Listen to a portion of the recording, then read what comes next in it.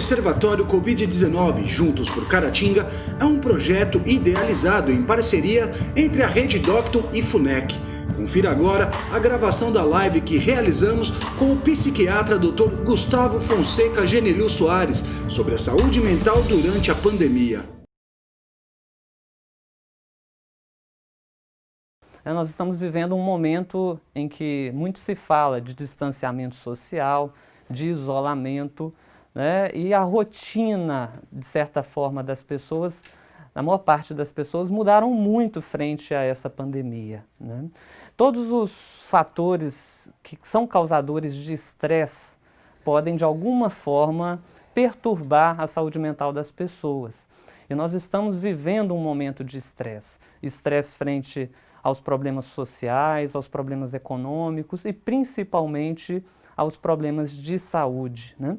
Então, pessoas que vão sendo submetidas a níveis de estresse, de ansiedade sucessivos, têm sim mais riscos de sofrerem consequências, né, em sua qualidade de vida, né, nas suas condições de saúde mental.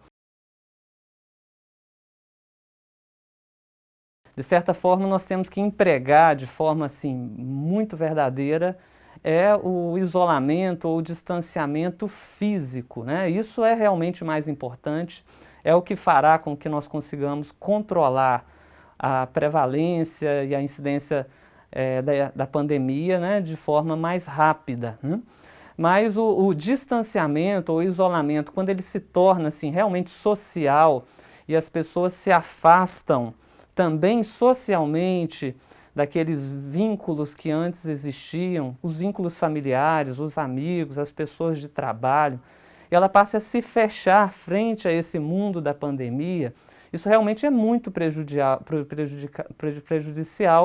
à saúde mental, né? Então nós nos recomendamos realmente esse distanciamento físico, né, mas que de certa forma as pessoas mantenham contatos pelos outros mecanismos, outras formas que hoje existem de comunicação social, né? Que determinados vínculos permaneçam e até que sejam estreitados. Nem tudo é um transtorno psiquiátrico, né? É muito comum e é esperado como reações vivenciais, né? Esse momento em que nós somos bombardeados por informações, então que nós sintamos medo de adoecer, de contrair o vírus, né? Que nós tenhamos receio de transmitir esse vírus para outras pessoas, né? Que nós fiquemos ansiosos com o fato de receber notícias, que às vezes tem muitas pessoas, ou que seja, né, pessoas próximas adoecendo, ou até falecendo pelo vírus. Que nós tenhamos medo de sair de casa, de encontrar com pessoas, de nos aproximarmos, né?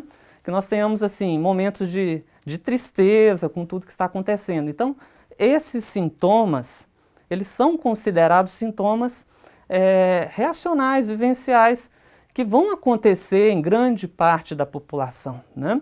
Até cerca de 1/3 da população que vive um momento de pandemia passam por esses sintomas, né? Agora, a partir do momento em que esses sintomas geram tristeza profunda, geram uma ansiedade incontrolável, né, trazem dificuldade no funcionamento, na vida, quanto às questões de trabalho, né, os sintomas tragam sofrimento e prejuízo, né, nos relacionamentos, isso se torna um transtorno. E aí, por isso mesmo, né, é um momento de intervir procurando ajuda profissional. Na verdade, essas pessoas que hoje estão trabalhando dentro de casa, elas precisam de levar para o ambiente do domicílio, da casa, uma rotina muito próxima que ela tinha dentro do ambiente de trabalho, né? Então, uma rotina de concentração, num ambiente que realmente se torne um ambiente com características, né, que se aproximam ao ambiente de trabalho, que a pessoa tenha a capacidade de se concentrar, se organizar frente àquele ambiente, mas é claro que isso tem que coincidir com uma vida familiar que também tem que seguir, né? Então, é importante que ela consiga dividir com planejamento o tempo de trabalho e o tempo também para se dedicar a outras coisas importantes que às vezes ela já tinha o hábito de fazer dentro de casa, né? Nós temos que tomar cuidado com duas situações. Nós nem podemos nos afastar por completo das informações, das notícias, né, como se tivéssemos um mecanismo aí de defesa, de negar a existência do vírus, a existência do risco que esse vírus representa para a nossa humanidade. E isso às vezes acontece, isso traz muito perigo, né? Quantas pessoas você conhece, nós conhecemos, que não acreditam até hoje nisso e por isso se expõem outras pessoas ao risco, né? E que não querem ver notícias porque acham que todas as notícias são fantasiosas, são fake news, não são verdadeiras, né? Ao mesmo tempo existe outro lado, aquelas pessoas que estão assim diariamente consumindo, né, notícias midiáticas que às vezes assim pelo excesso de informação são até mesmo prejudiciais para a própria saúde, né? Então nós temos sim que termos um tempo, né? Então um tempo para você consumir essas informações, né? E que sejam de fontes realmente sinceras, né? Então caso você vá pesquisar na internet, né, os sites da Organização Mundial da Saúde, do Ministério da Saúde, né, algumas redes de jornais que às vezes, ou de televisão que vão ter um horário muito fixo ali para aquela informação. Então, quer dizer, você vai dedicar aquele momento do dia para se inteirar sobre as notícias da pandemia.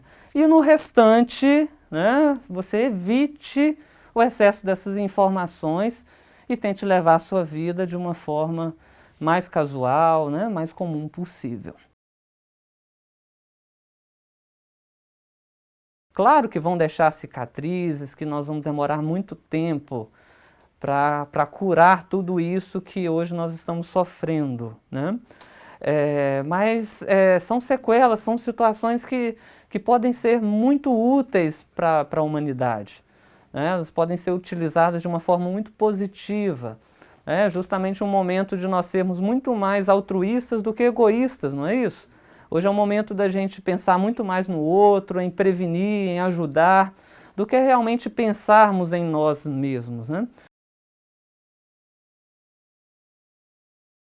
Não sinta que o fato de você não ter saído de casa desde quando surgiu e começaram a aparecer os casos, né, de Covid-19, que isso seja algo ruim. Quer dizer, você está fazendo muito por você e muito pelos outros, tá certo?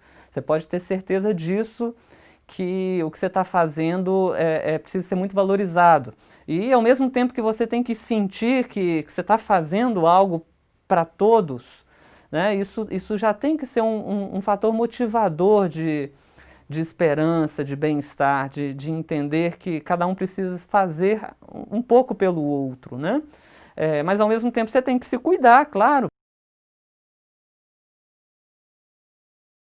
De certa forma precisa de considerar que existe o antes, o durante e o depois da pandemia, né? E no antes da pandemia existiam pessoas assim que talvez nunca haviam passado por situações psicológicas, psiquiátricas, nunca tiveram necessidade de procurar ajuda profissional, né? E que correm o risco de, durante a pandemia, por predisposição genética, pela vulnerabilidade, pela baixa resiliência, virem a necessitar de uma ajuda profissional, né? Assim como existem pessoas que já faziam tratamento, já utilizavam determinados medicamentos, já eram acompanhadas pelo psiquiatra e que acabam durante a pandemia apresentando recaída do quadro psiquiátrico ou reagudização dos sintomas, né?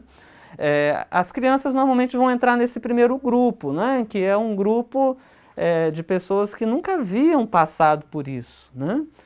Enquanto os idosos às vezes já se passaram por guerras, por perdas, por situações assim de impacto na vida, as crianças hoje talvez estão tendo primeiro momento de estresse, de impacto, talvez elas nunca tivessem passado anteriormente, né?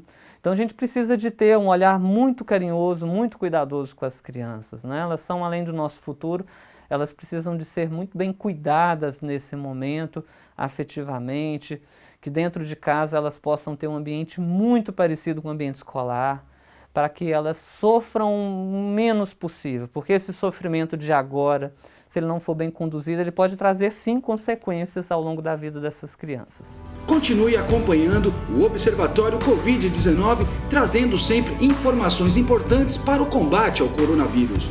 Docton e FUNEC, juntos por Caratinga.